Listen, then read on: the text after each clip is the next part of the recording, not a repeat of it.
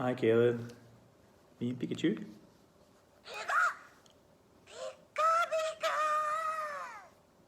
And we're here to read another bedtime story. So, the one we're going to read today, again, is from the Christmasaurus. And this time, we're on chapter 12, which is a stuffed dinosaur. Now, if you remember, in the last story, Brenda Payne was hanging around the letterbox where William tried to post his letter. And when the kids tried to put the letter in the letterbox, she would take it off them, change the address, so all of the Christmas presents went to her instead of the kids. And that's terrible. But William found out, and he was going to stop her. But then his dad called him Willy Poos, and that put an end to that. So I wonder what's going to happen in this chapter. Are you nice and comfy? Make sure you're comfy. Cuddle in. And let the story begin. Chapter 12. A Stuffed Dinosaur. The post is here, the post is here. Get off your bottom, it's that time of year. Wipe out the sleep, pop on your specs, give the notice ones a tick.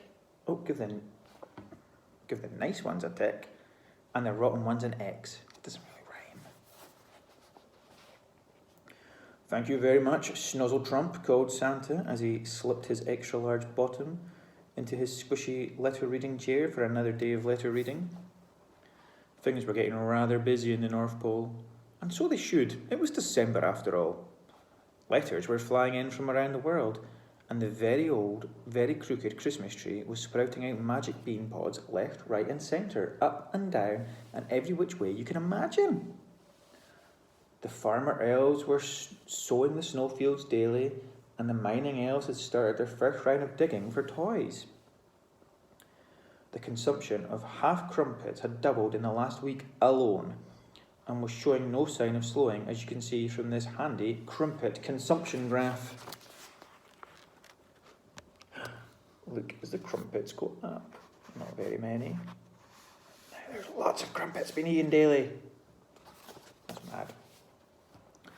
Things were getting at a rather... Oh, we'll read that bit. Consumption graph. The Christmasaurus was spending most of his time watching the magnificently magical Flying Reindeer on their nightly practice flights around the North Pole airspace. He stared at them and daydreamed wonderful flying dreams in his small little dinosaur brain, whilst the rest of the North Pole was busy preparing for Christmas. There was one thing, though, that was about to put a cracker in the works.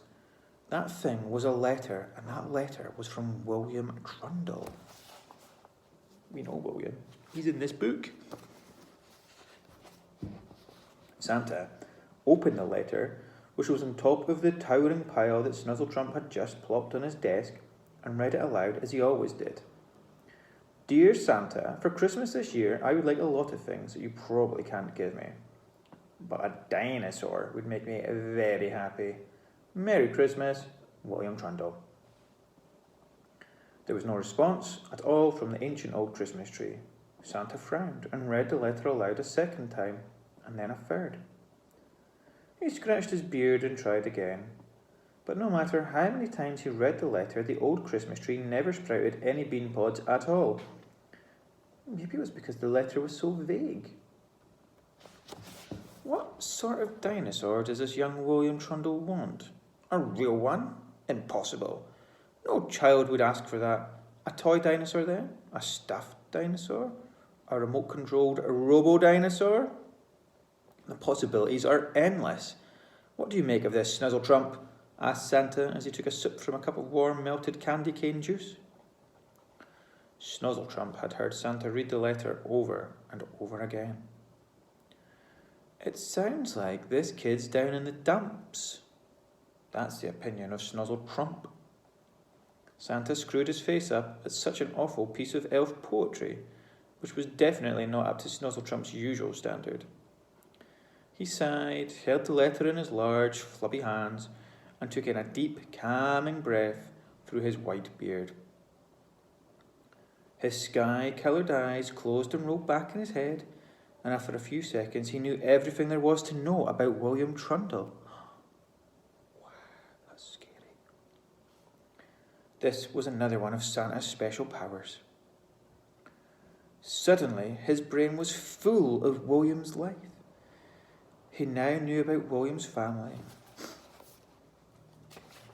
about William's accident when he was little, his wheelchair, his love of dinosaurs, and just how rotten his life had been lately.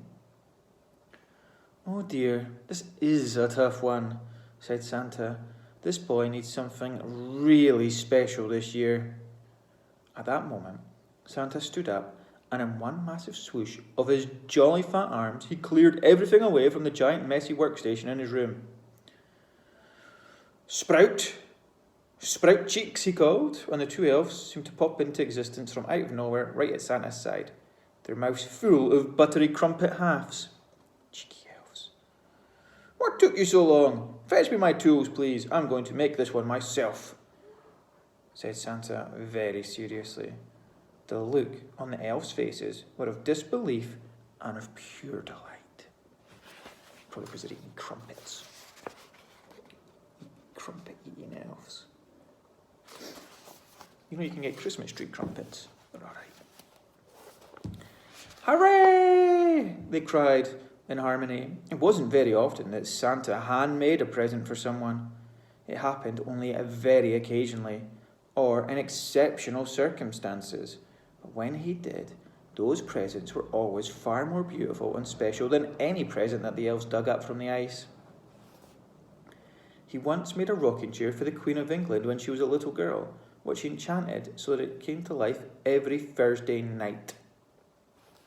Another Christmas, he handmade a toy racing car for the Prince of Peru, who was a very naughty prince, always on the naughty list every year, but instead of putting him on the naughty list and forgetting about him, Santa enchanted the racing car so that it got smaller and smaller every time the young prince misbehaved. If he didn't stop being so naughty, he would eventually disappear completely. And so the naughty prince stopped being naughty. Santa was very clever like that. The two elves sprinted out of the room and a few seconds later reappeared at Santa's doorway carrying a huge tool chest on their back. It was overflowing with springs and cogs, bibs and bots, thingabobs, and all sorts of gadgets that only Santa knew how to use. "Now, go and tell the Christmasaurus that I need him at once, please. Hop to it, elves. We don't have all day," said Santa, eager to get started. "Yes, sir, right away. We're heading out the door. We haven't gotten all day to fetch the festive dinosaur," chirped the elves as they danced out the room to fetch the Christmasaurus. Moments later, they came riding in on the back of the Christmasaurus. The elves loved to ride on the Christmasaurus's back, whose tongue was flopping happily out of his mouth, eager to find out why Santa needed him so urgently. "My dear Christmasaurus, we have just a job for you to do, and we have to do it right," Santa said importantly. I don't know why I struggled with that. "I need you to stand here for me and be very still, because I'm going to make a toy dinosaur, and I'm going to make it just like you." The Christmasaurus's eyes widened in wonder at the thought of seeing Santa make a dinosaur. He'd never seen Santa make anything before. He climbed onto one of Santa's worktops, put his big dinosaur chin in the air, straightened his back, and extended his long snowflake patterned tail, trying to look like the perfect dinosaur model. "First, I'll need my extra magnifying, super zoomy, toy, and magic ogle goggles," Santa said as he strapped some brass goggles onto his head. The watching elves giggled as the goggles made Santa's eyes look like two big giant bubbles. "Gloves," he cried. Sprout and Spudcheeks quickly slipped two heavy leather gloves onto Santa's hands, and he started sifting through his tool chest. He had every toy-making contraption that had ever existed, and a few that didn't exist too. Long stuffing sticks for stuffing things, bendy-wendy things for bendy-wending things, flappy-happy things for making happy-flappy things. You name it, Santa had it. And if you don't name it, he probably had that too. And so, as the December snow heavily at the window, Santa got to work. It wasn't easy. In fact, it was the hardest thing Santa had ever made. He worked all through the night until Starlamp and Specklelamp brought him breakfast, pancakes with a side of waffles, Santa's favourite. Then he carried on working some more. I'm going to show you a picture of this because it's cool. There's Santa with his goggles, working on the toy dinosaur. And there's the Christmasaurus posing. That's cool, isn't it? Christmasaurus, toy dinosaur, and Santa. All the elves crowded round to watch the master at work, as the Christmasaurus stood as still as a statue in the warming glow of the fire. Santa chiselled and sawed, chopped and sewed, and didn't take any breaks. He only managed to stay awake by repeatedly drinking venti-sized coffees from the North Star Bucks coffee shop, with extra toffee nut syrup and a splash of fresh reindeer milk. Now that sounds really nice, apart from the fresh reindeer milk.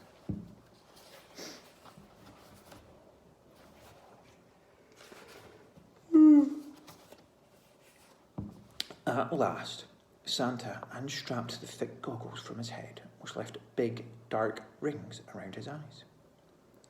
"I think we're finished," he said with a warm, proud smile, and he turned his creation round so that the Christmasaurus and all the elves could get a better look. The crowd of elves gasped in beautiful harmony as they saw the finished toy dinosaur. They thought it was the most amazingly beautiful toy Santa had ever made. And it was. It really was. The Christmasaurus shook out the pins and needles from his legs and hobbled over until he was face to face with Santa's masterpiece. He was nose to nose with the most perfectly detailed toy he had ever set eyes upon. It had soft, leathery skin with incredible detailed stitching in Santa's own red cotton thread. He'd used 2 large golden buttons for its eyes, and for its stuffing Santa had cut a hole in his own quilted flying coat and poured in half of the wonderful fluff double duck feathers. Double duck feathers are the best stuffing feathers for anything, because as soon as you fluff them in, they double, making it double stuffed and double fluffy. Finally, to create the snowflake pattern on its back, Santa wobbled to the window and opened it and scooped up a handful of real, unmeltable North Pole snow. North Pole snow is one of the most beautiful substances on the planet, if you can stop it melting, and Santa can. He gently sprinkled the flakes over the back of the stuffed dinosaur, and as they settled there, the elves applauded in amazement. Look, there's the Christmasaurus, and he's looking at the dinosaur, the one that Santa made.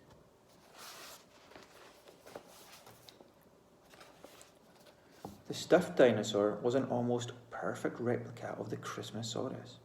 For some of the elves with poorer eyesight, it looked as though there were 2 dinosaurs in the room. For the Christmasaurus, this was the closest he'd ever come to looking at another dinosaur. For the first time in his life, he could imagine what it would be like if he weren't on his own. If he weren't so different. He could imagine what it would be like to have a dinosaur friend. And that's the end of that chapter. And that sounds like a really nice present. That was very nice of Santa.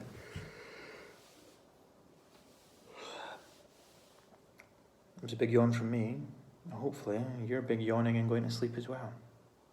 It was a really good story though, and it was really nice of Santa to make that toy especially for William and get involved. And how good does unmeltable North Pole snow sound? That'd be really cool. Anyway, it's time to go to sleep. Night night.